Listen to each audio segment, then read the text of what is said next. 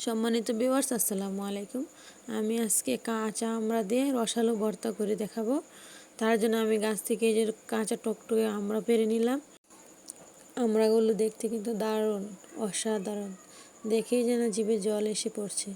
এত সুন্দর আমড়া। আমি এই আমড়াগুলোকে সুন্দর করে একটা বাটিতে রাখতেছি, সেটাকে সুন্দর করে ছিলে তারপর আমি ধুয়ে নিতেছি। ভালো করে ধুয়ে নেবেন, কিন্তু আমরা গায়ে যেন কোনো ময়লা না থাকে। এখন সুন্দর করে এগুলোকে কুচি করে নেবেন, মেশিনের সাহায্যে কুচি করে নেবেন। আমি সবগুলো আমাকে কুচি করে নিয়েছি এবং একটা চকচকে একটা প্লেট নিয়েছি। ওইখানে কিছু কাঁচামরিচ সুন্দর করে কুচি করে রেখেছি। এখন লেবু পাতা কুচি করে দিয়েছি। 1 টেবিল চামচ লবণ দিয়েছি। তারপরে সুন্দর করে কষলিয়ে নেব।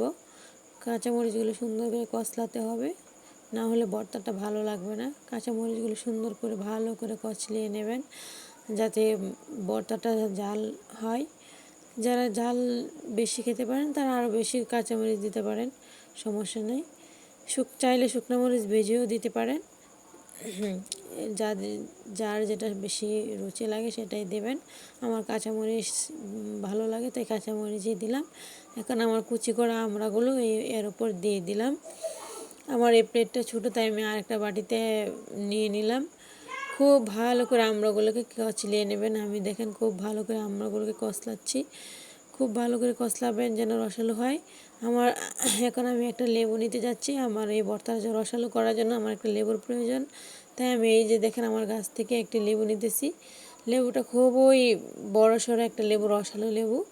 আপনারা যদি কচি লেবু নেন তাহলে হবে না, রসালো লেবু নিতে হবে, কারণ ভর্তাটাকে রসালো করার জন্য রসালো লেবুর দরকার। লেবুগুলোকে আমি সুন্দর করে কুচি করে নিয়েছি এবং বিচিগুলোকে সারিয়ে নিয়েছি। এখন সকল রসগুলো এখানে চিপে চিপে ভর্তার উপর দিয়ে দেব। ভর্তাটাকে রসালো করার জন্য লেবুর রসের গুরুত্বটা অনেক বেশি। লেবুর রসটা সুন্দর করে দিবেন যাতে ভর্তাটা রসালো হয়। হ্যাঁ, লেবুর রসটা দিলে লেবুর সুন্দর একটা ভর্তা থেকে একটা সুন্দর একটা ফ্লেভার আসে। দেখেন আমি সুন্দর করে লেবুগুলোকে চিপে নিচ্ছি। দেখবেন আবার লেবু থেকে যে সাদা চুলা যেন না পড়ে, তাহলে ভর্তা তেতো লাগবে। তাই শুধু রসটা দিবেন, আর কিছু না। শুধু রসটা আস্তে আস্তে করে চিপে চিপে দেবেন। শুধু রসটা দিবেন। দেখেন কত সুন্দর করে লেবু থেকে রস পড়ছে ভর্তার উপর, দেখছেন?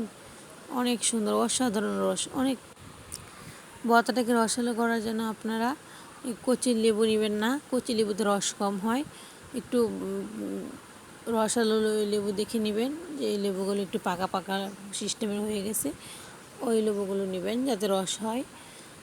আমার রস দেওয়া শেষ হয়ে গেলে আমি লেবুর চুলাগুলো ফেলে দেব। এখন আমি 1 বাটি চিনি নিলাম। চিনিগুলো ভর্তার উপর দিয়ে দেব। আমি একটু মিষ্টি বেশি খাই, তাই আমি একটু মিষ্টি বেশি পরিমাণে দিয়েছি। আপনারা যতটুকু খান ততটুকু দেবেন, তো এর ভর্তা একটু মিষ্টি হলেই ভালো হয়। এখন আমি সুন্দর করে ভালো করে কষলিয়ে নেব। ভালো করে কষলাতে হবে, কষলানো ভালো না হলে কিন্তু ভর্তা রসালো হবে না। খুব ভালো করে কষলাতে হবে।